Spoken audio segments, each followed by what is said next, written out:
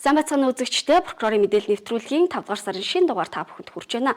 Энэ удаагийн нэвтрүүлгээр хүүхдийн эрхийг зөрчих зөрчлийн гаралт шийдвэрлэлд мөн 5 дугаар сард прокурорын байгууллагт болж өнгөрсөн онцлог үйл явдлын мэдээллийг хүргэх болно. Мөн прокурорын хяналтыг 24 цагийн турш шуурхай хүргэх чиг үүрэгтэй ажилдаг жижүүрийн прокурорын онцлог, за захим залилантай тэмцэх хүний эрхийг хамгаалах чиглэлээр хэрхэн ажиллаж байгаа мэдээллийг нэвтрүүлгээс хүлээн авч үзээрэй.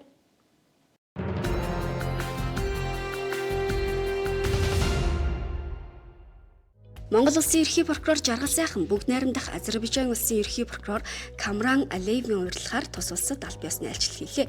Айлчлалын хүрээнд хоёр улсын ерхий прокурорууд албан ёсны уулзалт хийж, прокурорын байгууллага хоорондын харилцаа, хамтын ажиллагаа сүүлийн жилүүдэд эрчимтэй хөгжиж байгаад сэтгэл хангалуун байгаагаа онцлон тэмдэглэж, цаашдын хамтын ажиллагаагаа улам бүр хөгжинэ гэдэгт итгэлтэй байгаагаа илэрхийлсэн. Энэ айлчлалын үеэр Монгол Улсын ерхий прокурорын газар бүгд найрамдах Азербайджан улсын ерхий прокурорын газар хоорондын хамтран ажиллах харилцан ойлголцлын санамж бичигт гар үсэг зурлаа. Дээрх санамж бичгийн хүрээнд гэмт хэрэгтэй тэмцэх чиглэлээр сайн туршлах, харилцан солилцох, хамтран ажиллах, алба фактчдыг сургах, мэрэгшүүлэх, хамдарсан уулзалт, семинар зохион байгуулах зэрэг олон талт хамтын ажиллагаа хөгжүүлэхээр тохиролцлоо. Айлчлалын хүрээнд бүгд найрамдах Азербайджан улсын үндэсний ассамблеийн дарга Сахиба Гафарова, үндсэн хуулийн цэцгийн дарга Фархад Абдуллаев нар Монгол Улсын ерхий прокурор Жаргал сайхныг хүлээн авч уулзжээ. Америкийн нэгдсэн улсын Спорлаг сангийн төлөөлөгчдийг хүлээн авч уулзлаа. Монгол Улсын ерхий прокурорын орлогч Чинбат, Америкийн нэгдсэн улсын Техас мужид төвтэй Спорлаг сангийн захирал, тус мужийн Росбуд хотын шүүгч Мэтью Райт тэргүүтэй төлөөлөгчдийг хүлээн авч уулзлаа. Уулзалтаар талууд прокуроруудыг сургалтад хамруулах, хамтарсан судалгаа хийх, харилцан туршлах, солилцох зэрэг бүтээлч хамтын ажиллагааг үргэлжлүүлэх талаар санал солилцлоо. Улсын ерхий прокурорын газрын дэргэдэх сургалт судалгааны хүрээлэнгээс санаачлан Монголын хуульчдын холбоотой хамтран 4 дахь жилдээ зохион байгуулж буй оюутны эрдэм шинжилгээний илтгэлийн уралдаан, захим орчин дахь хүний эрхийн хамгаалалт ба гэмт хэрэгээс урьдчилан сэргийлэх ажлын чиг хандлага сэдвийн хүрээнд зохион байгуулагдлаа. Онцлог нь бол илүү урьдчилан сэргийлэх чиглэлээр оюутнуудаас шин санаачлагыг гаргах, мөн судлаач оюутнуудын судалгааны ажил дэмжлэг үзүүлэх, цахим орчинд хүний эрхийн хамгаалалт, за гэмтэргээс зөрчлөөс урьдчилан сэргийлэх ажлын шинэ арга тактик, хандлага талаар сонсож судлахын зэрэгцээ бас нөгөө оюутнуудын үйл ажиллагаанд бас дэмжлэг үзүүлэх, хууль зүйн сургуулиудтай хамтран ажиллах нэг арга хэлбэр бас болгосноор онцлог байгаа. Нийтдээ бол 12 сургууль, за дотоодын 11 сургууль, тэгээд Оросын холбооны улсын прокурорын их сургуулийн эрхэм мужийн хууль зүйн сургуулиас ингээд оюутнууд бас дотоод иргэн сургуулийн оюутнуудтай хамтран бичсэн гэдгээр 12 сургуулийн 78 оюутан 52 ихтгэл ирснээр бас онцлог болж байгаа. Өөрөөр хэлбэл маш өргөн хүрээнд оюутнуудаас идэвхтэйгээр оролцсон. Оюутны эрдэм шинжилгээний илтгэлийн уралдааны 2 дугаар шатанд нийт 8 илтгэл шал гарч хэлэлцүүлсэн бөгөөд уралдааны тэргуун байранд Монгол Улсын их сургуулийн хууль зүйн сургуулийн оюутан Анужин Жавцманаар захим орчин дахь гэмт хэрэгээс урьдчилан сэргийлэх чиг хандлага ба мэдлэг боловсролын харьцуулсан судлаа сэдвт илтгэлээрээ дэд байранд Монгол Улсын их сургуулийн хууль зүйн сургуулийн оюутан Агця захим орчин дахь хүний эрхийн хамгаалалт, зөрчлийн тухай хуулийн 5-ын 2 дугаар зүйлийг боловсронгуй болгох асуудал сэдвт илтгэлээрээ 3 дугаар байранд дотоод иргэн их сургуулийн хууль зүйн оюутан Цэдэн захим орчинд үлдэгдэж буй гэмт хэрэгээс урьдчилан сэргийлэхэд хиймэл оюуныг ашиглах боломж өр нөлөө сэдвт илтгэлээрээ тус шалгарлаа. Жил бүр зохион байгуулагддаг энэхүү тэмцээнийг зохион байгуулж буй Улсын ерхий прокурорын дэргэдэх сургалт судалгааны хүрээлэн болон Монголын хуульчдын холбоо, мөн үргэлж тусалж дэмждэг Монгол Улсын их сургуулийн хууль зүйн сургуулийн болормоо агштай маш их баярлалаа. Прокурорын сэдв маань нэг ерхий боловсролын сургуулийн иргэний ёс зүйн боловсрол нийгмийн ухааны номонд дүн шинжилгээс аггүй сурагчдад нэлээд ингээд хуулийн нэр томьёогоор ингээд тодорхойлсон байдаг. Тийм учраас одоо нэг энийг илүү ингээд ард иргэдэд ингээд илүү ойлгомжтой, хүртээмжтэй болгохын тулд одоо энэ гараад байгаа энэ гэмтэргээс урьдчилан сэргийлэх ингээд хамгийн чухал арга зүйн ингээд тэр хүмүүсийн сэтгэхүйд ингээд хамгийн анхнаас нь нөлөөлөөд мэдлэг мэдээлэлээ баталгаажуулъя гэдэг ийм бол гаргалгааг бол эцсийн үр дүнээр болол ингээд гаргаж ирсэн байгаа. Уламжлал болгон ялангуяа зохион байгуулж байгаа нь оюутан бидний хувьд, хуулийн сургуулийн оюутнуудын хувьд, ирээдүйн прокурор болох хүсэлтэй хүүхдүүдийн хувьд энэ чиглэлийн судалгаа хийх боломж, дуу хоолойгоо мэргэжлийн хүмүүст хүргэх боломж гэдэг утгаараа энэ бол маш авууштай зүйл юм. Тэгэхээр бас талархаж байгаа дахин илэрхийлье. Энэхүү эрдэм шинжилгээний илтгэлийн уралдаанд анхны удаага оролцож байна. За тэгээд цаашдын эрдэм шинжилгээний илтгэл өгвөл бичгээд ч гэсэндээ туршлага судалсан одоо үр дүнд хүрсэн гоё тэмцээн болж өнгөрлөө. Өнөөдрийн гарсан энэ одоо илтгэлийн санаа судалгааны ажлууд нь бүр хуулийн төслийн хэмжээнд хууль боловсруулагчдын одоо хийх ажлын хэмжээнд бас үнэлэгдэж байгаад бид нар бас их талархалтай хүлээж авч байна. Илтгэлийн уралдаанд оролцогч оюутнууд захим орчинд иргэдийн эрх хэрхэн зөрчигдөж байгаа талаар асуудлыг өргөн хүрээнд судлаж, эрхийг нь хамгаалах, хууль эрх зүйн зохицуултыг боловсронгуй болгоход чиглэсэн шинэлэг шийдлүүдэд танилцуулж хэлэлцүүлсэн юм а.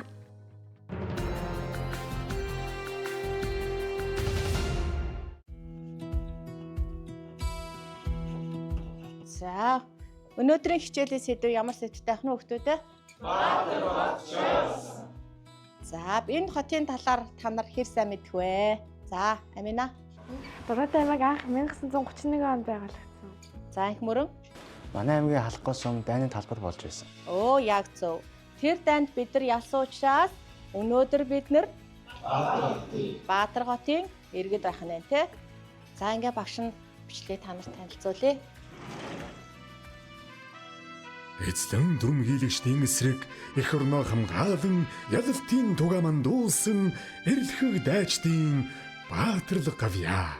Энх цагийн бүтээн байгуулалтанд хөдөлмөр зүтгэлээ зориулан хот сууринга босгосон ажилсаг түмний хөлс хүч. Эх орны зүүн бүсийн тул уур төв хөгжил дэвшлийн төлөө ирээдүгэ хамт та бүтээлцэх чин сэтгэлтэй Баатар хотын иргэд билээ бид. Баатар хот шой болсон. За иймээс Баатар хотын хүүхдүүд Баатар авах хэрэгтэй тийм ээ хүүхдүүд ээ? За одоо багш нь ийм ажлын хуудас бэлдсэн байгаа. Та бүхэн Баатар хотын иргэд юм чинь Баатар хоттой өөрийнхөө оруулах хувь нэмрийг энэ дээр бичгнэ. За багш нь тараацсан байгаа бичээрэй. Хогоо хогийн савнд хаях, бусдад туслах, гудамжны муунд хойг хооллох. Баатар хотын иргэд хогоо хогийн савнд өнгөлж хийх, бусдыг дээрлэхгүй байх, бусдыг хүндэтгэх. Баатар хотоо бусдад түгээн ярих, нэг нэгнтэйгээ эвтээ дээрлэхгүй байх. Өндөр настанд туслах, байгаль орчноо хамгаалах, мод тарих, усаагаантай зөв зөвхөстэй хэрэглэх. Найзуудаараа сайн аян шинэлэг байдал зөв зүйлийг бусдад уриалах, хамгийн гол нь дээрлэхгүй байх. Би Баатар хотод төрс нөрөө багтдаг. Дорнод аймгийн прокурорын газар. Дорнод аймгийн гэмт хэрэгээс урьдчилан сэргийлэх ажлыг зохицуулах салбар зөвлөл. Хүүхдийн эрхийн тухай хуульд хүүхэд эсэм мэнд амьдрах, хөгжих, хамгаалуулах, нийгмийн амьдралд оролцох хэрэгтэй гэж заасан байдаг. Эцэг эх асран хамгаалагч нарын зүгээс хүүхдийн эдгээр үндсэн эрхийг зөрчиж, үл хайхрах, бие махбод болон сэтгэл санааны хувьд хохирол учруулах зэргээр хүүхдийн эрхийг зөрчих тохиолдол гарсаар байна. Зөрчлийн тухай хуулийн 6-гийн 20 дугаар зүйлд хүүхдийн эрхийг зөрчих 13 төрлийн зөрчлийг хуульчилсан байдаг. Хүүхдийн эрхийг зөрчих зөрчил 2026 оны 5 дугаар сарын 20-ны өдрийн байдлаар улсын хэмжээнд нийт 3213 бүртгэгдсэн нь өмнөх оны мөн үеэс 191 буюу 5.6%-аар буурчээ. Хүүхдийн бие махбодод халдсан, эсвэл үл хайхарсан, хүүхдийн дэргэд архитан согтуурсан, мансуурсан хүчирхийлүүлсэн зөрчил хүүхдийн эрхийг зөрчих нийт зөрчлийн 94%-ийг эзэлж байна. Мөн тэтгэлэг төлөгч шүүхийн шийдвэрээр сар бүр төлбөл зохих хүүхдийн тэтгэмжийг 3 сараас дээш хугацаанд төлөөгүй зөрчил 109.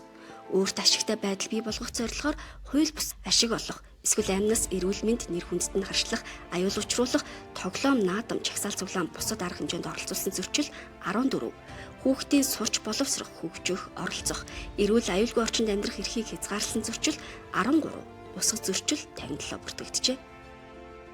2026 оны 5 дугаар сарын 20-ны байдлаар хүүхдийн эрх зөрчих нийт зөрчлийн 94%-ыг зөрчлийн тухай хуулийн 6-20 дугаар зүйлийн 7 дахь хэсэгт заасан хүүхдийн бие махбодод халдсан, үл хайхаарсан, хүүхдийн дэргэд хүчирхийлүүлсэн, архитан согтуурсан, мансуурсан зөрчлүүд бол дэлгэх хувийг эзэлж байна. Энэ төрлийн зөрчлийн нутаг дэвсгэрийн хувьд авч үзвэл нийслэлийн баян зэрэг сонгонд хайрхан дүүрэгт бол хамгийн их бүртгэгдсэн байгаа. Зөрчлийн холбогдогчийн хүүсийн байдлыг авч үзвэл 76.5% нь эрэгтэй, 23.5% нь эмэгтэй хүмүүс байна. Шийтгэлсэн хүмүүсийн насны байдлаар нь авч үзвэл 46.2% нь 36.2% 26-аас 45 насны 28.3% нь 26-аас 35 насны хүмүүс дийлэх хувийг эзэлж байна. Хүүхдийн эрх ахуйн хүрээнд ойр тойрны хүрээлэл дунд хэвчлэн зөрчигдөж байдаг учраас эцэг эхчүүд асран хамгаалагчид харгалзан дэмжигч нар хүүхдийн эрхийг зөрчихгүй байх, хүүхдийн эрх зөрчигдсөн тохиолдолд холбогдох газарт нэн даруй мэдээлэх, хүүхдийн үзэл бодлыг сонсож хүндэтгэх, хүүхдийн эрхийг хамгаалах үүргээ биелүүлэх шаардлагатай юм а.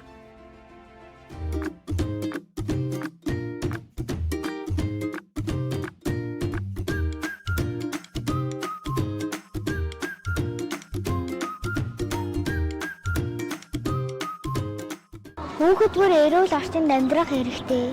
Хүн бүр хүүхдийн эрхийг мэдэх хэрэгтэй. Хүүхэд бүр сурч хөгжих хэрэгтэй. Хүүхэд бүр хайрлуулж хамгаалах хэрэгтэй. Хүүхэд бүр үзэл бодлоо чөлөөтэй илэрхийлэх хэрэгтэй. Хүүхэд бүр гэр бүлтэйгээ аз жаргалтай байх ёстой.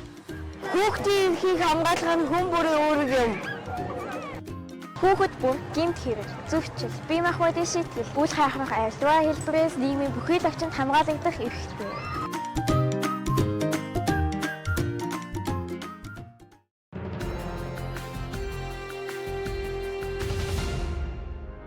Прокурорын хяналтын чиг үүргийг тасралтгүй шуурхай хэрэгжүүлэх, хойшлуулшгүй тохиолдолд тодорхой асуудлыг цаг алдалгүй шийдвэрлэх, мөрдөн шалгах ажиллагааны явцад хуулийг нийгмөр хэрэгжүүлэх, хүний эрх чөлөөг хангуулах зорилгоор жижүүрийн прокурор 24 цагаар ажиллаж байна.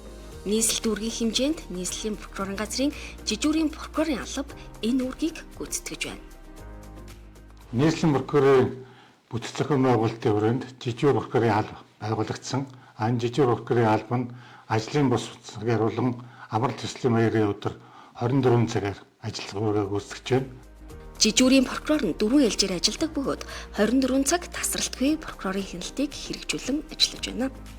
Прокурорын байгууллагын үйл ажиллагаа бол байнгын тасралтгүй байх ёстой.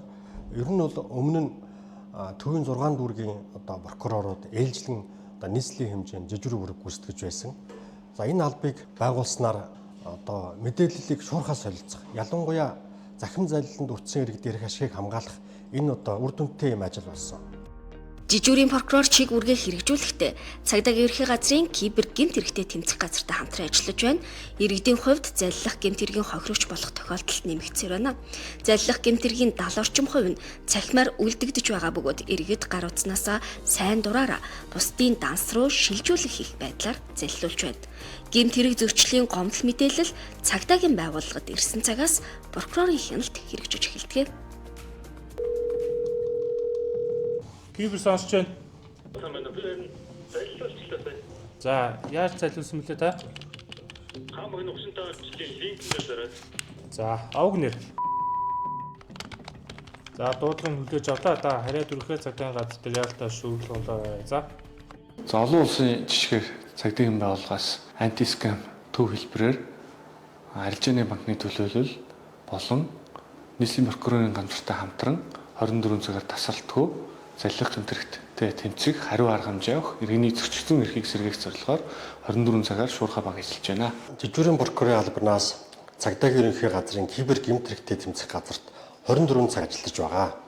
За кибер гэмтэрэгттэй тэмцэх газарт арилжааны 6 банкны төлөөлөл мөн байршин ажиллаж байгаа. Энэ нь иргэдээс захим хадгалахад өртөж залилуулсан тухай гэмтэргийн шинжтэй гомдол мэдээллийг хүлээн авсан тэр даруйд нь мөрдөгч арилжааны банкны төлөөлөлтөй холбогдож тухайн хохирсон иргэдийн тухайн дансанд байршсан мөнгөн хөрөнгө хаашаа шилжсэн тэр лавлгаа мэдээллийг нь цаг алдалгүй авч мөрдөгчөөс эрүүлсэн саналын дагуу жижүүрийн прокурорын албаны манай прокурорууд хүлээн авсан даруйдаа гэмт хэргийн замаар шилжсэн мөнгөн хөрөнгийг тухайн тэр байршсан дансанд нь хязгаарлалтах тоож ажилдгаараа онцлогтой юм аа. Прокурор мөрдөгч арилжааны банкны төлөөлөл нэг дор байрлан ажилласнаар захим гэмт хэрэгт хохирсон иргэдийн эрхийг хамгаалж захимаар заллин үйлцэн этгээдийн дансыг цаг алдалгүй зарцааж хөрөнгийн шилжилтийг хязгаарласнаар гэмт хэргийг шуурхай илрүүлэх таслан зогсоох боломж бүрдсэн. Жижүүрийн прокурорын албанаас 24 цаг хяналтын ажлаа хэрэгжүүлэхдээ шаардлагатай тохиолдолд мөрдөгчийн хүсэлтээр хэргийн газарт оролцох, мөрдөгчийн үндэслэл бүхий тогтоолын дагуу с ิจ гтнийг хойшлуулшгүйгээр баривчлах шийдвэрийг батлах, мөн шүүхээр хүчинтэд тооцоолох. Прокурор яллагдагчид хязгаарлалт тогтоох, цагдан хорих таслан сэргийлэх арга хэмжээ авах үндсэлтэй гэж үзвэл шүүхэд санал хүргүүлж шийдвэрлүүлж байна. За мөрдөгчөөс ирүүлсэн с ิจ гтнийг шүүхийн зөвшөөрлөөр баривчлах, хойшлуулшгүйгээр баривчлах, мөн хязгаарлалт тогтоох, цагдан хорих таслан сэргийлэх арга хэмжээ авах саналыг жижүүрийн прокурорын албанд ирүүлсэнийг бид хүлээн авч тухайн санал үндсэлтэй эсхийг шийдвэрлүүлэх зорилгоор дүүргийн эрүүл иргэний хэлбэр ажиллагааны шүүхэд хөргүүлж байна. Иргэд захим орчинд бичсэн худал зар, хөнгөлөлт, урамшуулал болон хямдралтай мэдээлэлд итгэж, залилэгчдийн оруулсан хуурамч линктээр дарснаар банкны нууц мэдээлэл алдаж, захим залилангийн хохирогч болсоор байна. Аливаа гэмт хэрэг зөрчлөөс урьдчилан сэргийлэх нь дан ганц хуулийн байгууллагын чиг үүрэг биш бөгөөд хүн бүр аливаа мэдээлэлд шүүлтүртэй хандаж, захим залиланд өртгөөс урьдчилан сэргийлэх мэдлэг мэдээлэлтэй байх нь чухал болохыг прокурорын байгууллагаас сэрэмжлүүлж байна. За өнөөдөр иргэд хууль эрх зүйн мэдлэг дутмаг хангалтгүй байдлаасаа болж өөрөө мэдэхгүйгээр эрүүгийн гэмт хэргийн холбогдогч, яллагдагч болох тохиолдолд нэлээдгүй байна. За үүний тод жишээ бол эрүүгийн хуульд шинээр нэмэгдсэн мөрөөдөө тоглоом төлбөр таавар бооцоо тоглоом зохион байгуулахад дэмжлэг үзүүлж оролцох гэмт хэрэг байгаа. Өмнө нь мөрөөдөө тоглоом зохион байгуулсан иргэнд эрүүгийн хариуцлага хүлээлгдэг байсан бол за хуулийн өөрчлөлт орсноор эрүүгийн энэ төрлийн гэмт хэрэгт дэмжлэг үзүүлж хамтран оролцсон этгээдэд эрүүгийн хариуцлага хүлээлгдэг болсон хуулийн өөрчлөлтийн гол ач холбогдол байгаа. Хэргийн шийдвэрлэлт. Иргэн энэ нь өөрийн эзэмшлийн банкны 3 дансыг тус бүрийг нь 300 мянган төгрөгөөр ашиглуулахаар бусдад өгсөн. Захим орчинд мөрөөдөө тоглоом зохион байгуулагч итгээд уг дансыг нь ашиглаж нийт 270 сая төгрөгийг бооцоо хэлбэрээр татан төвлөрүүлсэн. Сонгон хайрхан дүүргийн прокурорын газраас эрүүгийн хуулийн 20-19-р зүйлийн 1 дэх хэсэгт зааснаар яллах дүгнэлтүүлдэж шүүгч шилжүүлсэн. Шүүхээс иргэн энийг мөрөөдөө тоглоом зохион байгуулахад дэмжлэг үзүүлэх гэмт хэрэг үйлдсэн гин буруутад тооцож 300 цаг нийтэд тустай ажил хийх ял оногдуулж шийдвэрлэсэн. Иргэн эм өөрийн эзэмшлийн банкны 2 данс, гэр бүлийн хамааралтай хүний 1 дансыг тус бүр 500 мянган төгрөгөөр ашиглуулахаар бусдад өгсөн. Захим орчинд мөрөөдөө тоглоом зохион байгуулагч итгээд тухайн иргэний интернет банкны мэдээллийг ашиглан 5 данс шинээр нээж нийт 2.8 тэрбум төгрөгийг татан төвлөрүүлсэн байна. Сонгон хайрхан дүүргийн прокурорын газраас эрүүгийн хуулийн 20-19-р зүйлийн 1 дэх хэсэгт зааснаар яллах дүгнэлтүүлдэж шүүгч шилжүүлсэн. Шүүхээс иргэн эмийг мөрөөдөө тоглоом зохион байгуулахад дэмжлэг үзүүлэх гэмт хэрэг үйлдсэн гин буруутад тооцож гэмт хэрэг үлдэж олсон 1.5 сая төгрөгийг гаргуулж улсын орлого болгуулах мөн хуульд зааснаар 1.5 сая төгрөгөөр торгох ял оногдуулж шийдвэрлэсэн. За мөрдөн шалгах ажиллагааны явцад иргэн эм нь сошиал тавигдсан зарын дагуу бусдад дансаа ашиглуулахаар 500 мянган төгрөгөөр өгсөн. Мөрөөдөө тоглоом зохион байгуулах талаар би мдээгүй гэдэг тайлбар мэдүүлгийг өгдөг боловч за мдээгүй гэсэн эрүүгийн хариуцлагаас чөлөөлөх үндслэл болохгүй юм аа. Иймд иргэд та бүхэн за сошиал орчинд данс түрээслэн, данс төлбөртөө худалдаж авна гэсэн зарын цаана хууль бус үйл ажиллагаа явагдаж байгаа гэдгийг онцгой анхаарах шаардлагатай. Та өөрийн дансаа цахим залилан үйлдэгчдэд ашиглуулснаар цахим залилангийн хамсаатан болно. Та ямар ч тохиолдолд бусдад карта өгч болохгүй. Прокурорын хяналтын онцлог гэмт хэрэгээс урьдчилан сэргийлэх мэдээллүүдийг багтаасан прокурорын мэдээлэл нэвтрүүлгийн 2026 оны 5 дугаар сарын шинэ дугаар та бүхэнд хүрлээ. Нэвтрүүлэгт хамт байсанд баярлалаа.